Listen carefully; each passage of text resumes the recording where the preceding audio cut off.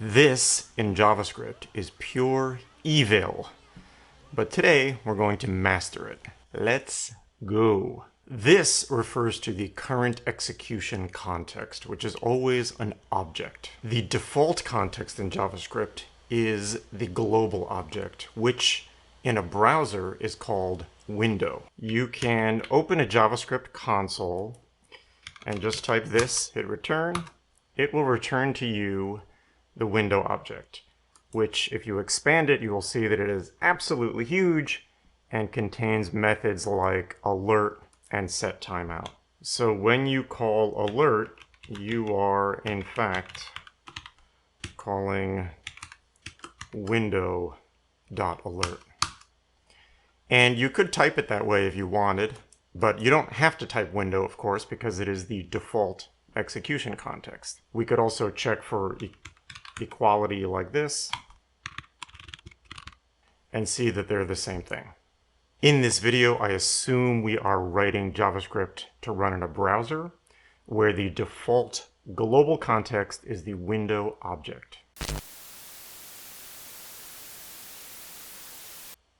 Let's look at some code. I want to focus for a while on functions written using the function keyword and not arrow functions because I want to get the harder stuff out of the way first. So I have a very simple cat object here. It has a word property and a talk function, which all that does is log this.word to the console. If we called cat.talk, I think most of us would intuitively expect that the word meow would be logged to the console, and that's exactly what happens. Okay, no surprises. But what if we had a dog object as well? JavaScript actually allows you to do something like this. Dog.talk equals cat.talk. So if we followed that by actually invoking the function dog.talk, what would happen? So what will happen is that on this line of code, JavaScript needs to resolve cat.talk to some value, right? And the value of talk is this function definition, basically. So what we're doing is saying, let's make a new property in dog called talk, and let's make its value this function definition. So basically what we're doing with that line of code is this. We're taking the talk function and adding it to the dog object. And it's best to think of this as a copy of the function rather than a reference to the original function. So now when we ask the question, what is dog.talk going to output? Is it going to output meow or woof?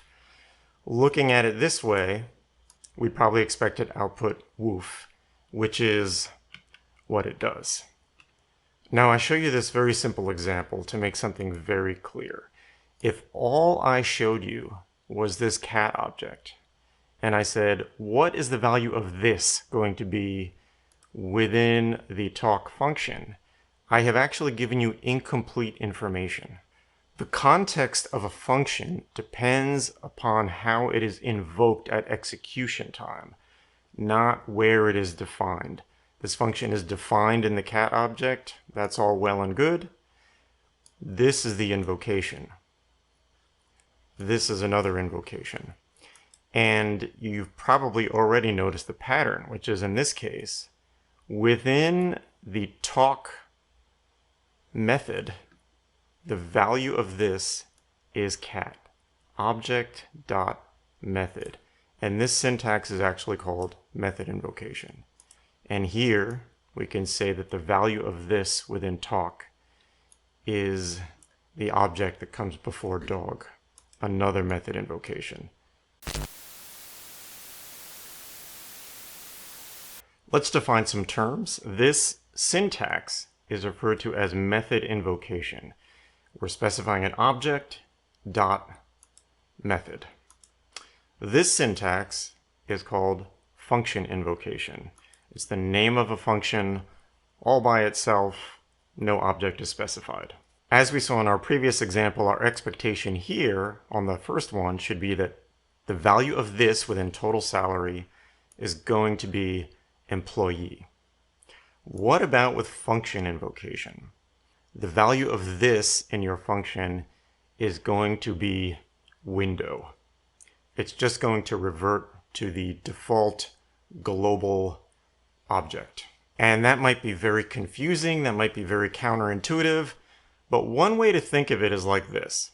Imagine you are writing a complicated program. Let's say you're somewhere in JavaScript and you have no idea what the value of this is, where you are, right? But within there, you write an alert.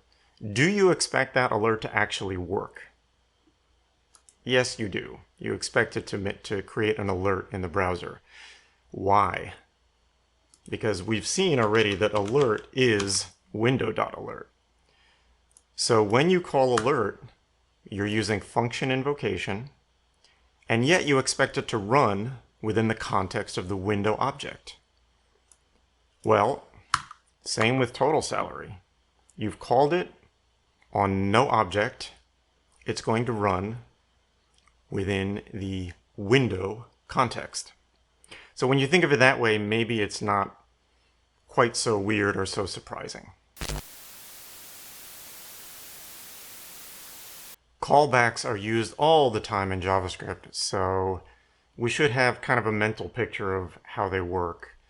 Here we have a stupid object. It contains a loop function. The first thing the function does is log the value of this within it. Then we're calling the array for each method. To that method, we're passing a callback function. And all that callback function really does, again, is log the value of this within it. If you want to pause and take a stab at guessing what the output of this code will be, go right ahead.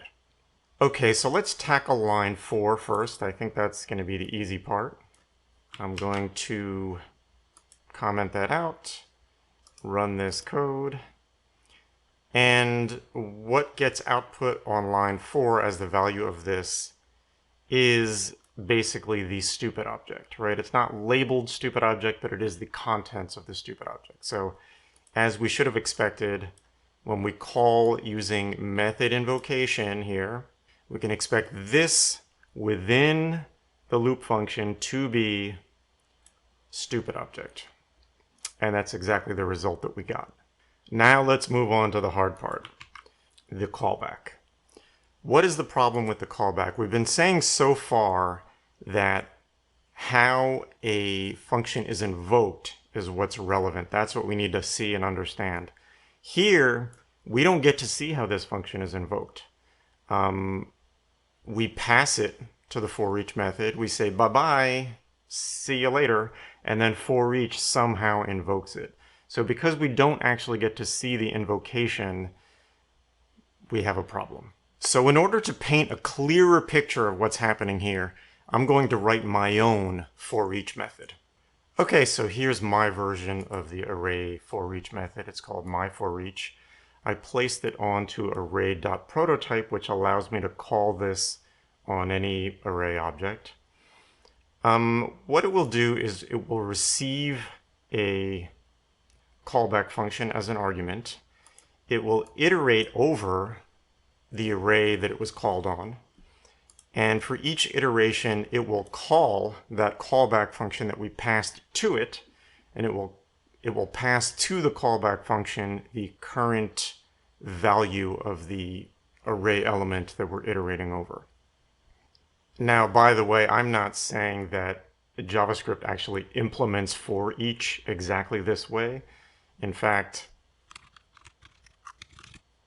if we look for the for each function definition, it will tell us, yes, there is a function here, but it's actually not written in JavaScript. So I'm not saying this is how for each is implemented, but you could implement your own version, something like this. And the point is that what for each does is effectively similar to this. Now, the only reason I've written my own version of for each is so that we can trace what happens when we use a callback function. So let's go back to stupid object. So after we define my for each, we have this stupid object again. What happens with this callback? Yes, we define it here, but we don't see how it's invoked. So now, instead of calling for each, I'm calling my for each. So now we can trace the path through the code. We're passing this callback function to my for each. It's going to be received as an argument here and called callback. We're going to loop over the array, and every time we go through an iteration, we're going to call callback and pass to it the current value of the array element, right? So that's the callback receives it here as num. It's going to receive 1, then 2, then 3 as num. But notice what we have on line 3, function invocation, right? So we're defining the callback here, but when it is actually invoked, it's going to be invoked with function invocation. And again, we're not seeing the actual native code that does this, but it does something like this. And so what's going to happen? Well, that's going to mean that the value of this in our function is just going to be window. It's going to revert to the window context. So this we can expect to be window. Let's run this code, and it outputs callback this and the window object 3 times. If I change this to for each, it should do the same thing, and it does. So within our callback function, the value of this is going to be window, and it's a good idea to picture in your mind that that callback function is going to be received somewhere, and it's going to be called something like this with function invocation. And when you think of it that way, I think it will be less bizarre that the value of this is window. Now, keep in mind that this is only true when we use this kind of function. This will be different with arrow functions, but we'll get to that later. Using call, apply, and bind, we can specify the value of this within a function. We're going to invoke the talk function with this line of code. Now, if this syntax looks bonkers to you, remember that in JavaScript, functions are a kind of object. If we look at the documentation, every JavaScript function is actually a function object. So the function object itself has properties on it. So you can call, length on a function. And it has methods. It has apply, bind, call, which is what we're talking about here. It also has toString. And as you can see here, we have a cat.talk function object, which we are calling the call method on. And into that call method, we're passing the object dog. So what this line of code is doing basically is saying call the cat.talk method, but make the this inside of it the dog object. So call this function with the execution context of the dog object. And as you might expect, this would log woof.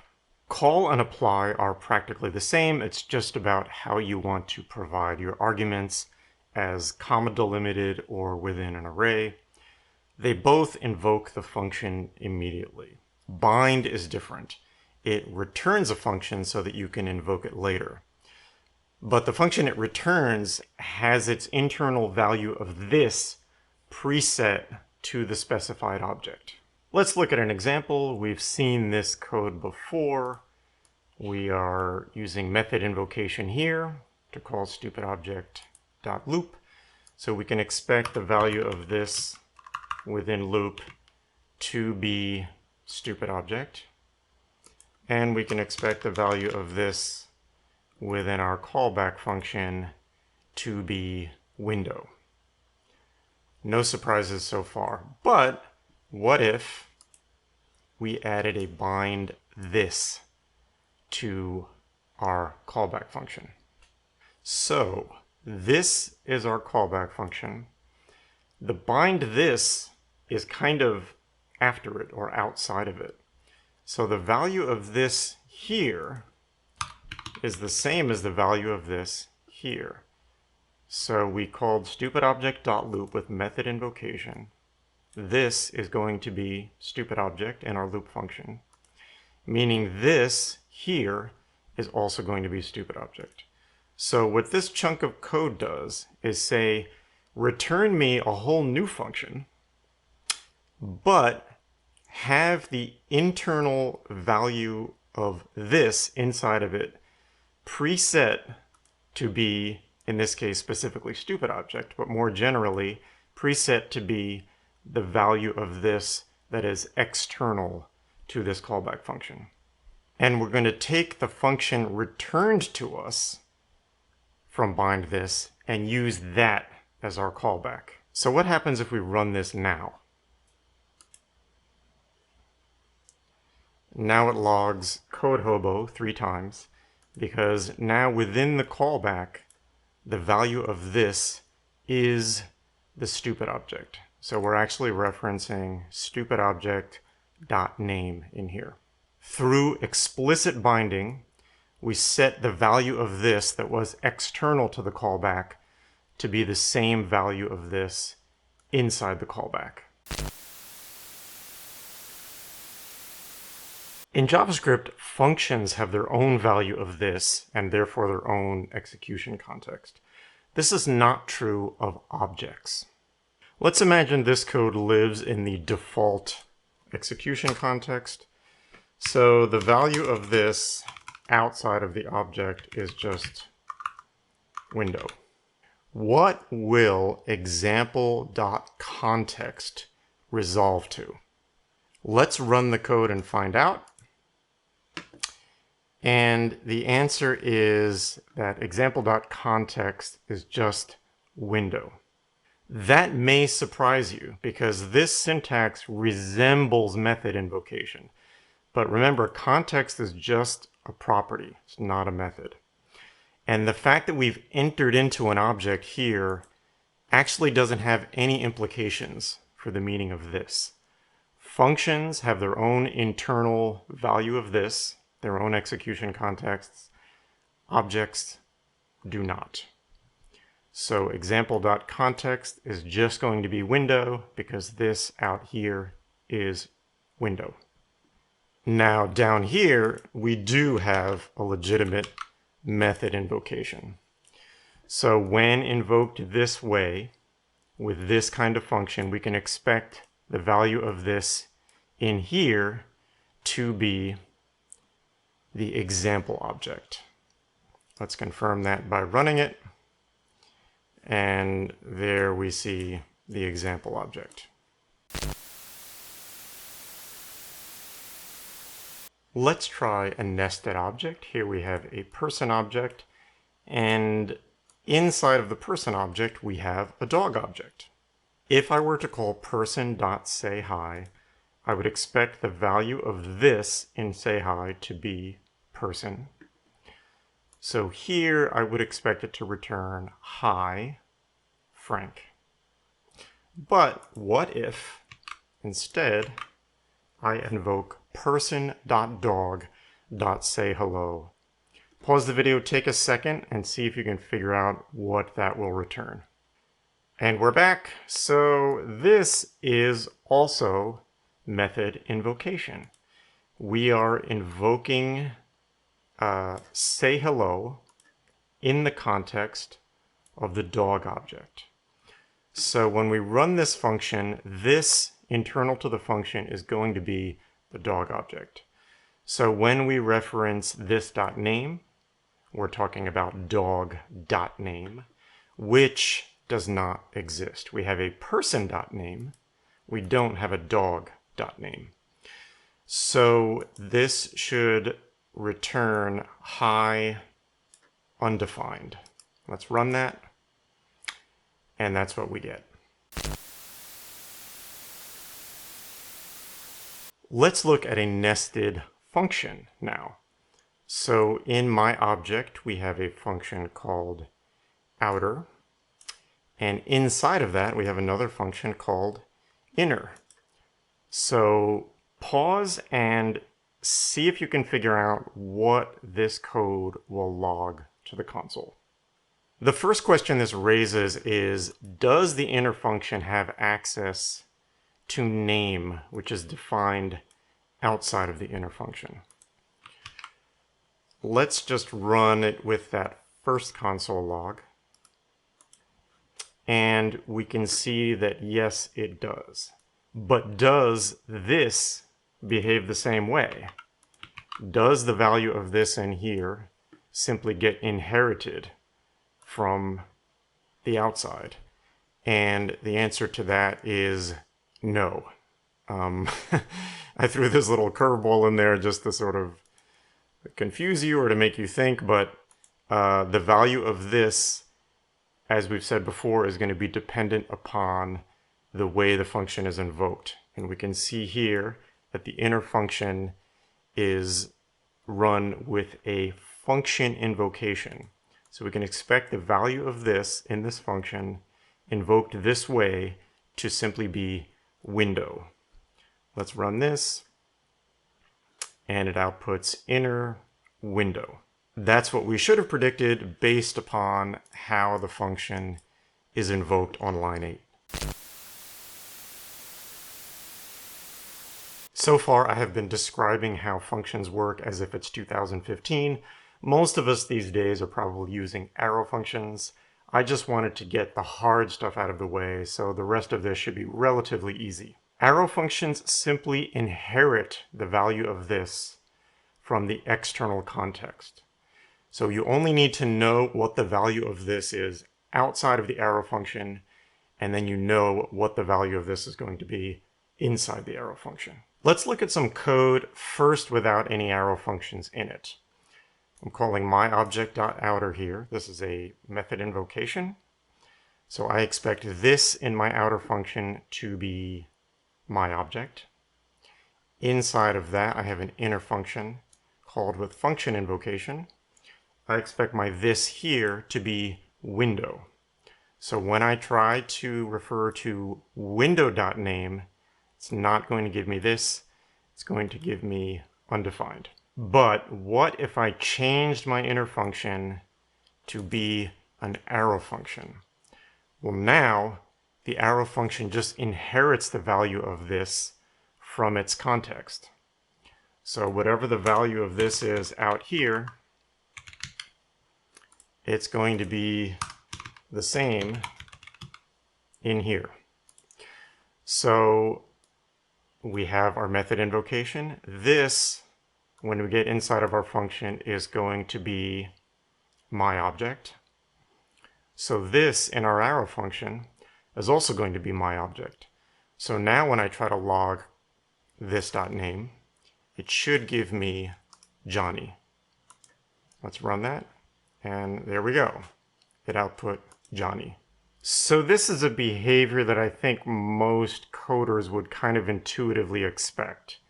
You would expect to be able to access this.name inside this function and get Johnny and not have the context just switch to window like that. So when you're using arrow functions, I think most people are getting a result that's much more like what they expect. But functions in JavaScript don't really just inherit the context from their environment. So I prefer to think of arrow functions as almost like doing an explicit bind, where we're saying take the value of this that is external to this function and make it the value of this that is internal to this function. Okay, let's go back to our cat object. We still have a word property and we have a talk function. I've changed the talk function to now be an arrow function. and I've added a context property. As we saw in a previous example, the value of this here is just going to be the same as the value of this outside of the cat object. So when we refer to cat.context, we can expect this to just be window. Let's run that and make sure we're not crazy. Yes, we get window. So now what about the talk function? Well, we know that this out here is window. In an arrow function, we're just inheriting the value of this from the environment. So this in here should also be window. So when we try to log this.word, we're not referencing cat.word, we're referencing window.word, and I expect that we're going to get undefined. So now all of a sudden you can see that calling cat.talk and using an arrow function might be giving us a result that isn't what we intuitively expect. So it's important to step through these things step by step. In a way, arrow functions are easier and more intuitive, but it doesn't mean that they're always going to do what you immediately think they're going to do.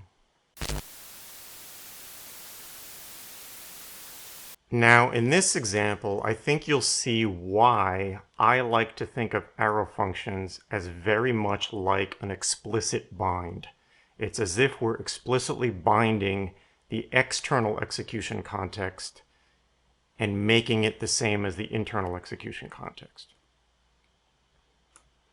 So we're passing this callback function. What is the value of this going to be in here? Well, it's going to be the same as the value of this in the outer function, right? So we're doing a method invocation here. This within our function is going to be my object. And so this in our callback should also be my object. Even though we're passing it to map and it's going to be invoked from map, again, if you think of it as the arrow function has done an explicit bind, and you've now said specifically, I want the value of this in here to be what it is externally. When it invokes that, even if it invokes it using function invocation, it's going to be my object. So let's run this, and we get the contents of my object, which only has an outer function, output 3 times, followed by the actual result of map. So if this were a regular function written with the function keyword, the value of this inside of it would be window. But because it is an arrow function, the value of this inside of it, in this case, is my object. I want to make a special mention of addEventListener callbacks because there's a little difference here. So here I have a button on my page, and I'm going to listen for clicks, and I have an option. I can either pass in as my callback to addEventListener an arrow function or an old school ES5 function. Let's see what both of these do. If I run our old-timey function, and then I click the button, what gets output is the button element itself. So this, within my callback, written this way, is the actual button that gets returned from this query selector. So what if I use an arrow function? Now I click the button, and this is the my object. So I think that second one we should have expected, right? We have a method invocation here. We would expect that within listen, the value of this is going to be my object, which it is. And so that means that the value of this within our callback would also be my object. So that second output shouldn't be too surprising. What you might have expected, or what you might have been surprised by, is the output of this first one. We were using a regular function, but the context in our callback didn't become window as usual. The context is the actual button element. And this is just because addEventListener is a little bit different. If you want to access the button in here, you can still access it with something like e.target. You have to grab it from the event. But you can still do it either way. This is totally personal preference, but it is a good thing to know what the value of this is actually going to be in either of these callbacks.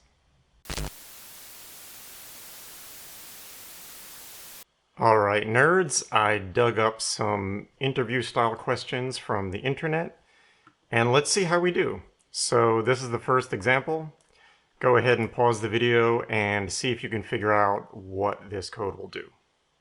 Okay, so let's look at object1.value of this. This is a function with the function keyword, old school. So we think of this as method invocation. The value of this within this method should be this object. When we return this, we will be returning object1 itself. Object2 value of this is an arrow function. So as we saw before, this inside of an object is just going to be window, because this out of the object is also window. So now when we get into our arrow function, this will just be window, and that is what will be returned to us here. So line 13 is going to return object1, line 14 is going to return the window object. Let's run this code, and that's exactly what we got. Okay, here's question 2. Pause the video and place your bets. So we did not look at classes before. I think that with classes, your intuitions about what the value of this is will probably be just about correct without any instruction. At least if you've programmed in other languages that have classes, I think you'll be on the right track already. So we have a class called myCat, and the only thing in it is a constructor. The constructor is a function that runs basically when you use the class to create a new object. You can think of a class like a blueprint that you create objects from. Here, we are creating a new object from the myCat class. We're passing into it the string fluffy, which is received in the constructor here. And the instance that we create with this is going to be called fluffy. So the value of this within our constructor function, and I think this would be true in other languages that use classes, this within the class just refers to the instance that we make using that class. Whatever instance we're talking about, that's what this refers to. So in our case, we've made a fluffy instance. So this.name is the name on the fluffy object. So when we console log this, we're basically logging this instance, which is an object that has a name, and that name is fluffy. So let's see what happens when we actually run this. It outputs an object that has a name of fluffy. What it's actually outputting here is basically this instance, this object that was created from this piece of code that references that class. Okay, this is going to be our final question. It looks as though it was written specifically to confuse the reader. But anyway, pause the video and take a crack at it. Okay, let's examine this giant pile of garbage. We have what looks like method invocation here. One thing to notice about getName is that it is not an arrow function. Even though you don't see a function keyword, you don't see an arrow either. So this is best thought of as a regular function. It's also important to note on line 8, we are not returning the value of the arrow function definition. We're not doing this. we're doing this, which in JavaScript means that you invoke the function and whatever value it returns to you is going to get placed here. So we're returning from inside the function this.name. So whatever this.name evaluates to is actually going to be returned on line 8. So let's be very explicit here. Inside of object.getName, because the way it's invoked, the value of this here is going to be object, or the object. Again, I feel as though this was written to be confusing. When we get into this arrow function, the value of this should also be the object. So we're going to log object, then we're going to return object.name, which is Batman. Then we're going to return the value that is returned by the arrow function, which again will be Batman. And so this, at the end of everything, object.getName, should evaluate to Batman. So because we have a console log here, what this code should do is first log the object, or the contents of object. Then it will log, because of this line, the string Batman. Let's make a little space and run this code. And we get the object itself, which is coming from our console.log on line 6. And then we get the string Batman, which is coming from object.getName on line 12. Woo! All right, people. We made it to the end. Man, I need a stiff drink after that. Waiter, your strongest kombucha, please. If you're brand new to JavaScript, that was probably a little bit much, but I hope you got something out of it. If you want to follow my descent into madness, go ahead and subscribe. Otherwise, bye.